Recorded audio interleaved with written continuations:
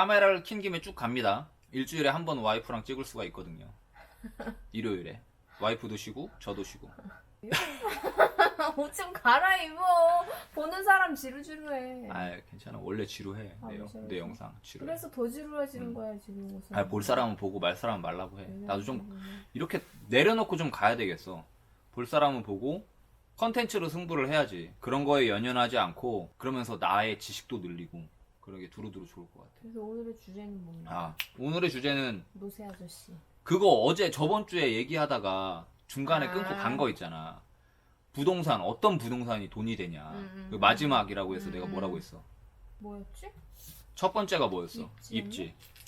두 번째. 뭐였지? 두 번째 뭐였어? 그때 고양이 때문에 나 정신이 나가 있었어. 집중을 안 하더라고. 고양이 찾으러 가야 돼가지고. 두 번째. 고양이. 두 번째 뭐였지? 본인도 모르네. 본인 그거 입지. 핸드폰에 적어놨을 거 아니야. 첫 번째 입지였고 두 번째가 대규모 택지지구. 그 미래 신도시 뭐 이런 거였고 마지막으로 얘기하고 싶은 거 어떤 부동산이 돈이 되냐? 수요와 공급.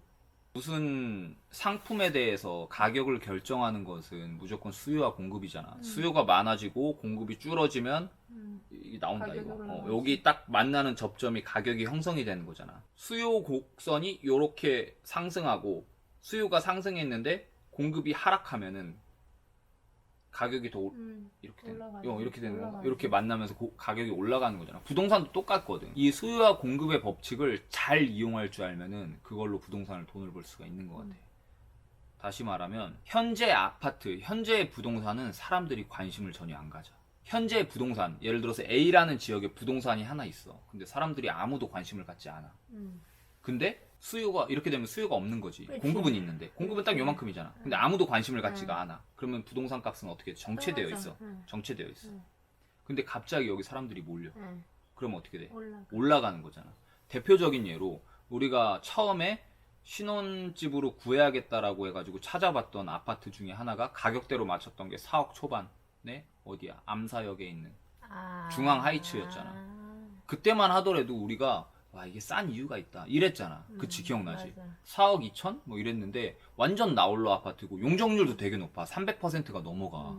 300% 주차장도 없었어. 아니야, 주차장 공간이 되게 좀 빡빡하지 않아? 아니야. 지하 주차장은 있었는데 그래도 꽤 괜찮았어. 괜찮았는데 안에 그 뭐야 그 방수를 다시 한번 싹 페인트 칠을 해가지고 좀 깔끔하긴 했어. 근데 복도식이었고 굉장히 길었지. 근데 용적률이 300% 이상이야. 300% 이상이라는 건 뭐야? 재건축이 힘들다는 얘기잖아. 그래서 그냥 단지 장점은 하루선 암사역하고 가깝다는 거였어. 서울에 있다고. 그리고 서울이고 강동구라는 거였거든. 맞아. 4억 2천이었고 나는 주변에 다른 아파트를 둘러볼 때에도 그건 계속 4억 2천이었어. 아, 정말. 아직도. 아직도? 아니 지금은 올랐어. 그게 얼마 안 됐어. 몇 개월 안 됐어. 정말. 한 그러니까 정체기가 길었다고. 5월달. 5월달만 하더라도 4억 2천이었는데 아, 수요가 없었던 거지. 그랬는데 사람들이 주변을 다 둘러봤는데 싸. 싼 거야. 여기 아무리 나홀로 아파트라지만 그래도 아파트인데 다른 데보다 싸다. 너무 싸다 하면서 몰린 거지. 그래서 그게 얼마까지 올랐어? 6억? 막 이렇게 올랐어. 볼까? 내가 그래서 그걸 보고 깜짝 놀랐어. 와 여기 왜 이렇게 많이 올랐어? 6억. 와. 그것도 요 근래에 한 방에 오른 거야? 5월 달만 해도 4억 2,500에 와, 거래가 됐어. 대박. 근데 7월에 5억 5천에 거래가 됐고 그 다음에 갑자기 6억으로 올라갔어? 7월에 5억 5천에 거래가 됐고 지금 나온 매물은 다 6억밖에 없어. 한순간에. 6억 천, 5억 9천이래. 그리고 그 뭐야 자기 우리 봤던 거 기억나나? 저기 한강변에 있었던 거 이거 너무 자기가 아파트가 여긴 좀 그렇다. 완전 나홀로긴 했는데 자기가 기억 안 나. 너무 많이 보러 다녀가지고 뭐. 가불명가 가불명가. 어디야 풍천 풍납동 풍납동. 풍납동에 갔을 때 봤었던 가불명가. 그때도 우리가 봤던 게 얼마였어? 4억 후반? 5억 안 됐잖아. 이것도 지금 얼마냐면 6억 6천. 6억 6천? 어. 그때 샀었어야 되는데. 이게 5월만 해도 5억 천이었어. 그때 우리가 봤던 게 그냥 싼 이유가 있다라고 생각을 했잖아.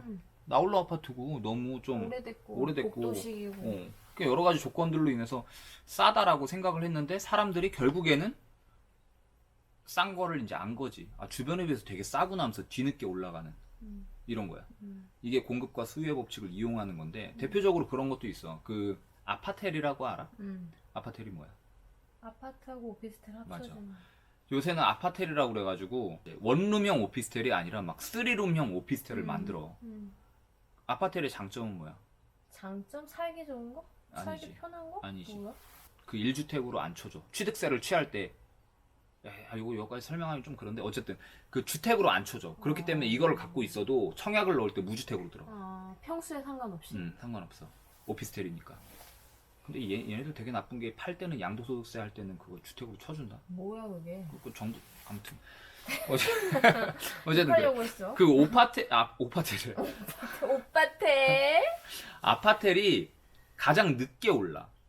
아파트가 먼저 오르고 그럼 아파텔이 뒤늦게 따라 올라. 이것도 이제 수요의 공급 원칙에 의해서 그런 거야. 처음에는 당연히 아파트로 수요가 몰려. 그랬다가 아파트가 먼저 올라주고 그 다음에 아파텔이 둘러봤는데 싸 아직. 이거 싸네 상대적으로. 그러면서 여기 수요가 몰리면서 아파텔이 가격이 오르는 거야.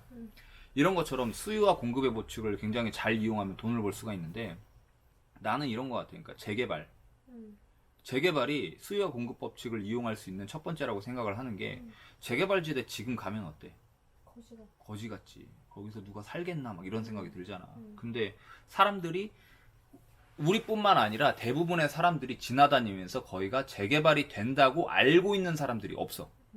그냥 부동산에 관심이 많은 사람들이야 여기가 재개발돼라고 알고 있지.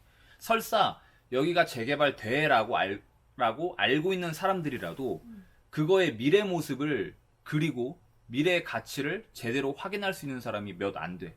미래가치 그렇게 따지고 보면은 미래 가치를 그릴 수 있는 사람들이 굉장히 적어. 그 말은 그만큼 수요가 아직까지는 수요층이 없다는 얘기야. 그래서 돈이 된다고 생각을 해. 근데 만약에 그게 재개발이 쫙 일단 밀리면 사람들이 거기가 재개발이 된다고 몰랐던 사람들도 돌아다니면서 이거 뭐야? 이렇게 되는 거야. 재개발인가? 이거 왜 다 밀렸지? 아파트 들어서나 보다. 그때부터 좀 찾아봐. 그러다가 그것도 못 그리는 사람들도 있어. 저기 뭐 짓는 거야? 뭐 이거 생각도 없이 그냥 지나가는 사람도 있어. 아파트 관심 없으니까 부동산에 대해서. 그러다가 막 토목공사하고 막 올라가. 골조가 올라가. 꽤 높게 올라가. 그러면은 그제서야 여기 아파트 들어서네. 여기 아파트 얼마나 돼? 하면서 분양권 막 찾아보고 입주권 막 찾아봐. 분양권이 아니라 입주권 찾아보면 이미 뭐 피는 매덕 5, 6억씩 하고 있지. 그러고 난 다음에 거기서라도 사도 괜찮아. 그래서 재개발은 늦었다라고 생각할 때가 가장 빠른 것 같아 내 느낌에는. 그러다가 페인트 칠 도색 한번 싹 하면 진짜 이뻐. 요새 완전 달라지. 아파트들 도색을 너무 이쁘게 해. 쫙 도색까지 칠하면 그제서야 사람들이 또 이거 괜찮다. 되게 좋다. 좋아 보인다. 그때 사도 괜찮아. 그때도 괜찮은데 이미 입주가 되잖아. 사람들이 입주가 하면서 거기서 생활 인프라가 형성이 돼. 요새 신축 아파트 같은 경우에는 아무리 낙후된 지역이라고 하더라도 신축 아파트에 입주해가지고 사는 사람들의 생활 수준은 어느 정도 이게 받쳐져 있단 말이야. 그래서 그 사람들의 그런 그 네임밸류가 있어. 자기들이 생각하는 스스로의. 남들이 볼 땐 웃기다고 생각할 수 있겠지만 야 그래도 우리 이 아파트 사는데 이 정도 아파트 사는데 어느 정도 생활 수준을 유지해야 되는 거 아니냐 뭐 이런 게 있단 말이야.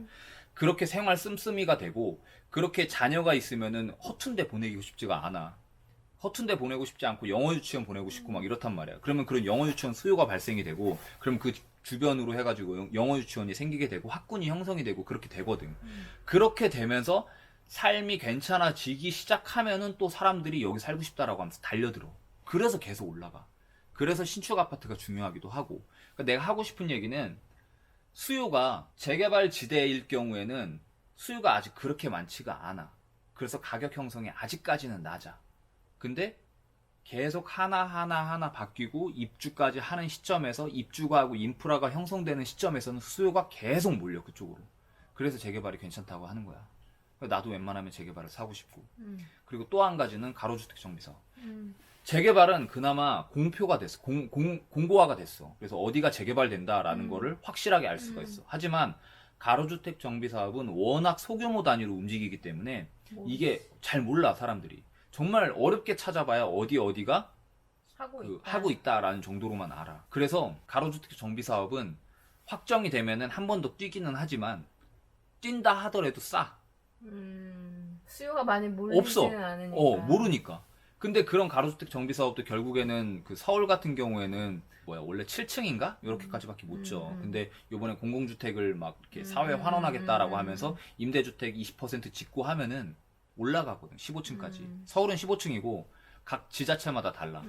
어쨌든 서울은 15층이야. 그래서 이렇게 서울의 15층 아파트도 괜찮잖아. 15층 아파트도 요새 또 깔끔하게 짓잖아. 아무리 공공 재건축이라고 하지만 거기 가로주택 정비 사업으로 15층으로 깔끔하게 다 완공이 되잖아. 또 그 가로주택 정비 사업은 굉장히 빨라. 뭐 한 3년에서 5년 아니면 다 끝나고 완공까지. 그렇게 끝나서 입주까지 다 해버리면 신축 아파트가 들어서게 되고 사람들이 신축 아파트네 살고 싶네 하면서 수요가 몰리는 거지. 그래서 가로주택 정비 사업이 좀 서울에서 진행하는 가로주택 정비 사업이 그 숨은 진주다라고 생각이 돼. 일례로 내가 그 후배한테 가로주택 정비 사업 거기 한다. 확정됐잖아. 확정됐지. 이거 해라. 아직 평형 신청 전이긴 하지만 이거 해라. 그때만 해도 막 되게 쌌단 말이야. 얼마야? 1억 8천? 이랬는데 막 지금 3억에 물건 나오고 이런단 말이야. 그런 가로주택 정비 사업도 괜찮은 것 같고 공급의 수요에 법칙에 의해서. 그리고 또 하나는 뭐 그거지. 좋은 곳으로 뚫리는 지하철 노선. 그때도 뭐 얘기했는데 지하철 노선이 뚫린다고 하면은 다 공표가 되긴 했지만 사람들이 와닿지가 않지. 근데 막상 뚫리고 공사가 시작돼서 완공이 되고 이용하게 되면은 그제서야 사람들은 여기 편하구나. 여기 출퇴근하기 괜찮네. 이러면서 그제서야 찾기 시작하니까 지금 당장 그런 쪽에다가 집을 사서 회사까지 출퇴근은 힘들지언정 돈을 벌려면 그런 데를 들어가야 돼.